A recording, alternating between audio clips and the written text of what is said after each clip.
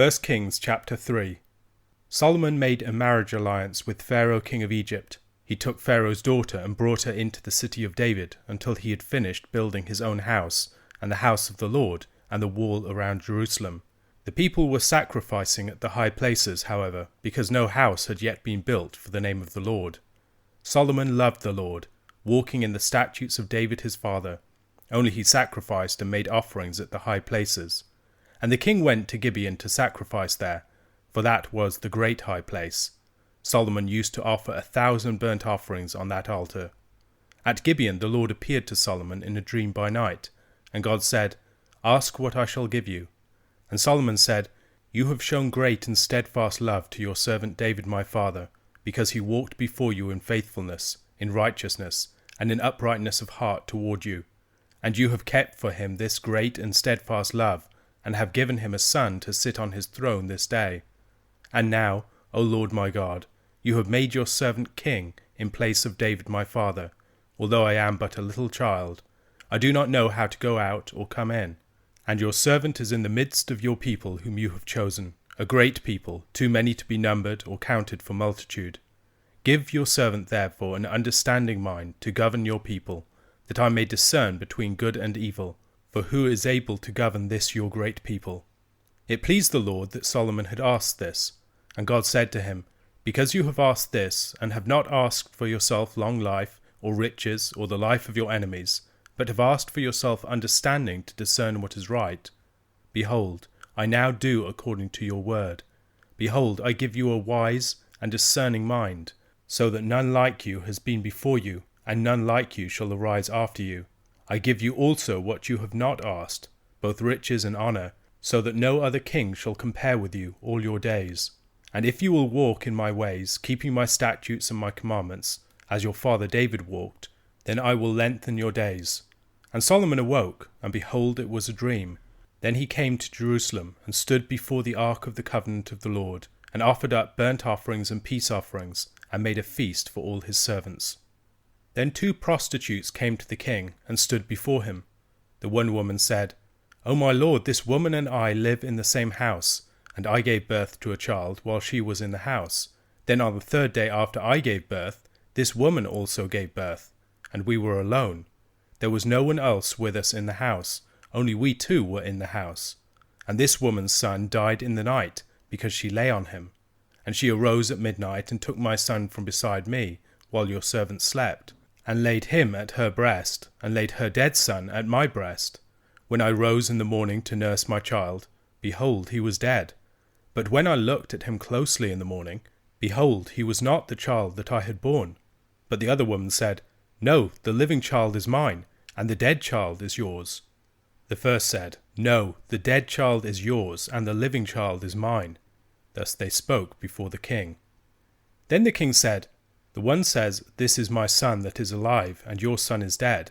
And the other says, 'No, but your son is dead, and my son is the living one.' And the king said, 'Bring me a sword.' So a sword was brought before the king. And the king said, 'Divide the living child in 2, and give half to the one, and half to the other.' Then the woman whose son was alive said to the king, because her heart yearned for her son, 'O my lord, give her the living child, and by no means put him to death.' But the other said, 'He shall be neither mine nor yours, divide him.' Then the king answered and said, 'Give the living child to the first woman, and by no means put him to death. She is his mother.' And all Israel heard of the judgment that the king had rendered, and they stood in awe of the king, because they perceived that the wisdom of God was in him to do justice. The kingdom of Solomon is being established, rebellious elements have been pacified, and Solomon's power is now unrivaled.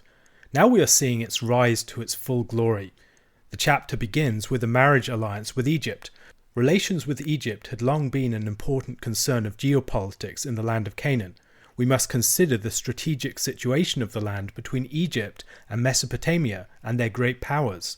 The region within which Israel was situated was often a realm where the leading kingdoms were like pawns of the back-rank powers that lay behind them.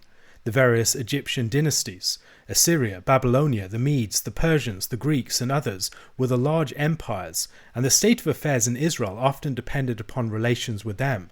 The Philistines, for instance, formerly acted as vassals of Egypt in the region, maintaining the influence of Egypt over the area. Now Israel, as a recent rising power in the region, can play that role, and also enjoy Egypt's protection. Reading the story of Israel, we can often be unmindful of the great geopolitical concerns that lie behind its story. Israel is a small fish in a larger pond, surrounded by many greater powers. This will become much more prominent of an issue later in Israel and Judah's history, when certain of the large powers would overwhelm the land entirely. Much as Israel's temptation within the land would have been treaties and intermarriage with the Canaanites earlier on, given the fragility of their rootedness in it, the temptation of the king would have been marriage treaties with the surrounding nations. An Egyptian queen would have been a particularly great international relations coup for Solomon. It was shrewd politics on Solomon's part. However, political shrewdness has its limits, especially when people rest in it rather than trusting in the Lord. The fear of the Lord is the beginning of wisdom, and there are times when fearing the Lord might call people to forego the ways of the shrewd politician. As Israel rises as a kingdom, their attention would naturally move beyond their borders. Where the internal fault lines had once occupied their concern, the international relations would now be much more important to them. However, Israel needed to learn to trust the Lord with these too. Whether Solomon's taking of an Egyptian queen was an act of significant unbelief is not entirely clear. This chapter is very positive towards Solomon, and most of what he does is characterized by faithfulness and wisdom. However, it does immediately raise warning signs for us, and it also anticipates many of the ways that Solomon would actually turn away from the ways of the Lord in the future. Turning back to Egypt for weaponry, getting into entangling alliances with pagan peoples, and serving the gods of his foreign wives all contributed to Solomon's later fall. His taking of an Egyptian wife could potentially have taken a more positive form, however, and perhaps at this point we are to believe that rather than sinning, Solomon is taking an action that could go in one of a number of different directions, but which necessitates considerable wisdom and care. Lest we forget, Joseph, the great man of wisdom prior to Solomon, had also taken an Egyptian wife. The two great tribes of Joseph, Ephraim and Manasseh, descended from an Egyptian matriarch. In that case, Joseph had not abandoned the Lord for the ways of Egypt, although it might have seemed likely at some points, especially after he had married an Egyptian woman from a powerful family and had children with her. As we are told that Solomon loved the Lord, perhaps this is the better way to understand it. At the heart of this chapter is the story of Solomon's request for and receiving of the gift of wisdom. This episode is a contrast to much of the rest of the material of the book, which focuses on public affairs. This section, however, relates a dream that is of immense importance within the wider story of Solomon. It makes the source of Solomon's wisdom and wealth plain. They aren't merely the result of Solomon's personal efforts. They come from the hand of the Lord, who has blessed him. This is especially important to remember when we consider the aptness of wisdom for gaining power and wealth. If we didn't know the source of Solomon's wisdom, we might easily suppose that Solomon succeeds through his natural aptitudes. Another thing to remember are that there are many ways that wisdom can fail. God grants Solomon wisdom, but he also grants him success in his wise labours. The mere possession of wisdom is no guarantee, and as we see in the book of Ecclesiastes, wisdom apart from the Lord's blessing can be attended with great frustration. This is one of two great dreams that Solomon receives in the course of his reign. While prophets tend to receive visions, kings are often said to receive dreams. The second dream comes after the building of the temple. Solomon receives this dream in Gibeon, which was the great high place. After the capture of the ark, there had not been a single central high place. After the restoration of the ark, as David brought it into Jerusalem and placed it within his tent, the tabernacle was in Gibeon, and the Ark of the Covenant in David's tent shrine in Jerusalem. We discover the location of the tabernacle in 1 Chronicles chapter 16, verses 39 to 40. And he left Zadok the priest and his brothers the priests before the tabernacle of the Lord in the high place that was at Gibeon, to offer burnt offerings to the Lord on the altar of burnt offering regularly morning and evening, to do all that is written in the law of the Lord that he commanded Israel. There were also various high places of worship throughout the land. This was contrary to the instruction of the Lord in Deuteronomy chapter 12, but it was a situation that existed on account of judgment upon the people. One of Solomon's tasks, as part of the building of the temple, would be the centralization of Israel's worship as the Lord intended. Solomon's dream is received after he sacrificed immense sacrifices on the bronze altar of the tabernacle at Gibeon. Solomon currently walks in the footsteps of his father David.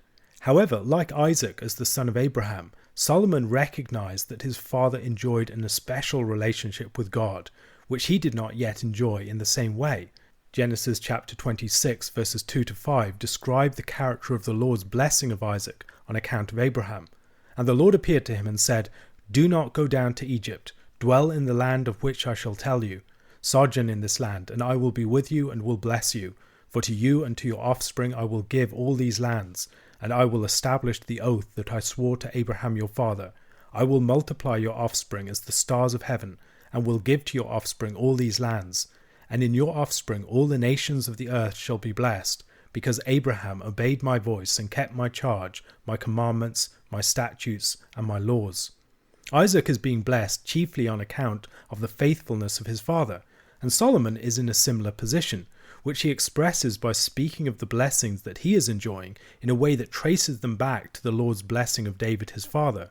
Solomon, however, finding himself in this situation of great blessing given to his father, a man of great spiritual stature, recognizes how difficult it is to fill his father's shoes. He no longer has his father to counsel him, as he had once counseled him concerning the establishment of his kingdom in chapter 2.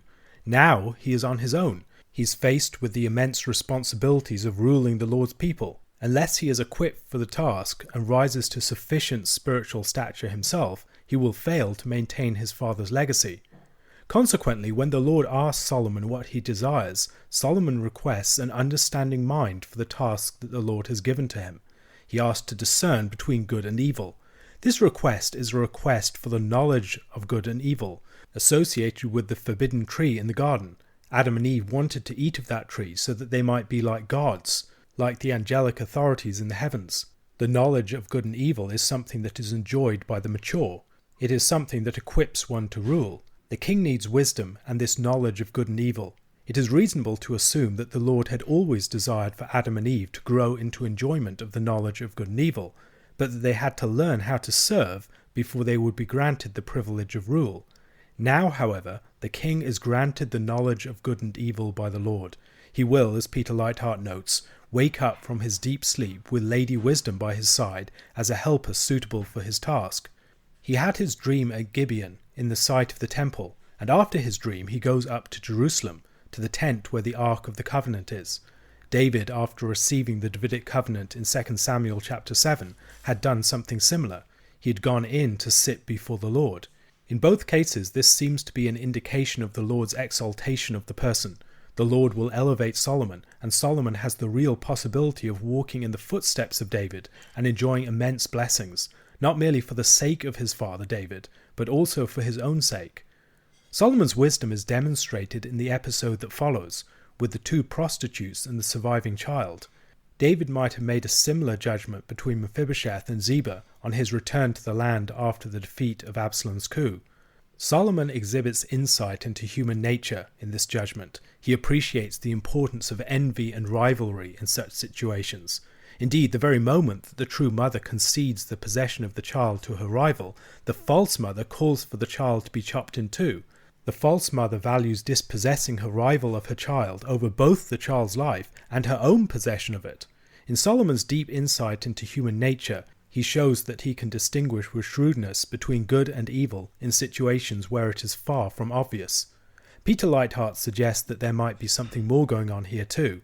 He observes the similarities with the story of the binding of Isaac and the staying of the knife that is about to kill the child. It is also a story with similarities to the story of the Exodus and the Passover, with the death of the child at night. Beyond this, however, it might be a symbolic presentation of the story of the kingdom as it will play out. We find a similar symbolic story in chapter 13. There are two prostitutes, two unfaithful women, corresponding to Israel and Judah. They both claim the seed for themselves, but the Lord will finally remove the seed from the woman who cares more about defeating her rival than she does about the life of the seed. A question to consider. Solomon feels keenly the challenge of walking in the footsteps of a man as great as his father. Many of us are called to follow in the footsteps of persons far greater than we feel that we are. How can we learn from Solomon's example in this chapter? Hebrews chapter 2. Therefore we must pay much closer attention to what we have heard, lest we drift away from it. For since the message declared by angels proved to be reliable, and every transgression or disobedience received a just retribution, how shall we escape if we neglect such a great salvation?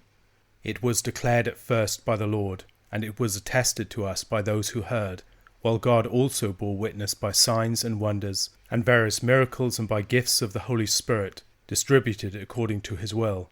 For it was not to angels that God subjected the world to come, of which we are speaking. It has been testified somewhere, "What is man that you are mindful of him, or the Son of Man that you care for him? You made him for a little while lower than the angels. You have crowned him with glory and honor, putting everything in subjection under his feet." Now in putting everything in subjection to him, he left nothing outside his control. At present, we do not yet see everything in subjection to him, but we see him who for a little while was made lower than the angels, namely Jesus, crowned with glory and honor, because of the suffering of death, so that by the grace of God he might taste death for everyone. For it was fitting that he, for whom and by whom all things exist, in bringing many sons to glory, should make the founder of their salvation perfect through suffering. For he who sanctifies and those who are sanctified all have one source. That is why he is not ashamed to call them brothers, saying, "I will tell of your name to my brothers. In the midst of the congregation I will sing your praise." And again, "I will put my trust in him." And again, "Behold, I and the children God has given me." Since therefore the children share in flesh and blood, he himself likewise partook of the same things, that through death he might destroy the one who has the power of death, that is, the devil, and deliver all those who through fear of death were subject to lifelong slavery. For surely it is not angels that he helps, but he helps the offspring of Abraham. Therefore he had to be made like his brothers in every respect, so that he might become a merciful and faithful high priest in the service of God, to make propitiation for the sins of the people. For because he himself has suffered when tempted, he is able to help those who are being tempted. Hebrews began with a grand presentation of the glory of Christ as the exalted and eternally supreme Son, far greater than any of the angels. In chapter 2, however, the author turns to the questions of the appropriate response to this. If Christ indeed is far more than merely one of the heavenly beings, being God himself, then the manner of people's response to his work is a matter of so much greater significance. Seeing the faithful suffering of Jesus the Messiah is important. However, without a robust account of the fact that Christ came from the heights of heaven, that he is the one through whom the creation was made, and the one who is the unique Son of the Father, and the fact of his ascension over all other powers, the true significance of Christ's suffering simply will not be recognized. The author of Hebrews wants his hearers to be in no doubt as to the power and exaltation of Christ, and what this means. Christ isn't just another in the line of the martyrs, for instance. He is the Lord of all. Knowledge of Christ's exalted power is not something that we can gain by sight. Although Christ's sufferings occurred in the realm of sight, knowing of his exaltation requires heeding the spoken message that has been delivered to us in the gospel. The greater revelation that we have received through the eternal Son, a revelation that exceeds the revelation given through the prophets in past times, should lead us to pay much closer attention. It can be very easy to forget the exaltation of Christ in the situations of our lives, especially when we face resistance and persecution. However, once we have this reality clearly in our awareness, everything else takes on an added gravity. The angels had been involved in delivering the message of the law at Sinai, a word that had been reliable and enforced with divine judgment. The message brought by the eternal Son is of a far greater significance. It isn't a message merely delivered by emissaries, lesser messengers, and various other intermediaries such as angels and prophets. It is delivered by the Son in person. The message of the Son was then corroborated by the message of the apostles and other witnesses of his earthly ministry, who testified to its truth. Their message was confirmed by the accompanying witness of divinely given signs with their teaching. Signs, wonders, miracles, and gifts of the Spirit were part of the means by which the apostolic teaching was divinely confirmed. This seems to have been especially important in the foundational period of the Church's life. After churches were established and the New Testament scriptures completed and widely accessible, such signs, wonders, and miracles seemed to become less prominent. In verses 3 to 4, we see each of the persons of the Trinity as well, all involved in the work of witnessing to the message of the gospel. First of all, the Son declares the message in person, then the Father bears witness with signs, and the gifts of the Spirit also testify. The author of Hebrew turns back to his treatment of the Son in relationship to the angels at this point. The book began with the Son exalted above all of the angels. However, now we will see the Son taking a position lower than the angels. Exploring the nature and the importance of the relationship between the Son's states of exaltation and his state of humiliation, the author will be able to strengthen his point. The angels are exalted, but they are not going to rule the world to come. As the Apostle Paul says in 1 Corinthians chapter 6 verse 3, "Do you not know that we are to judge angels?" That privilege of rule belongs to humanity in the Messiah. He quotes Psalm 8 verses 3 to 6. "When I look at your heavens, the work of your fingers, the moon and the stars, which you have set in place, what is man that you are mindful of him, and the Son of Man that you care for him? Yet you have made him a little lower than the heavenly beings, and crowned him with glory and honor. You have given him dominion over the works of your hands. You have put all things under his feet." This great statement probably relates primarily to the Davidic king. The psalm is not about the exaltation of the generic human being, but of the representative man, the Davidic king of the people. It is about God establishing the king as his son in the Davidic covenant, and establishing his rule over all of his works through him. The reference of the quotation is to Christ. Christ fulfills the meaning of Psalm 8. He was made lower than the angels for a period of time, but has now been exalted to the throne, everything placed in subjection under his feet. However, although Christ has been exalted in this way, it isn't visible to us yet. Not everything seems to be under his feet. Indeed, the claim that Christ is the exalted Lord of all seems to go against all appearances. However, what we do see is Jesus. He's the one who was made lower than the angels. He was seen and heard by many witnesses. We now also perceive by faith that he has won the victory through his death and is crowned with glory and honor. Visible appearances alone will be deceptive.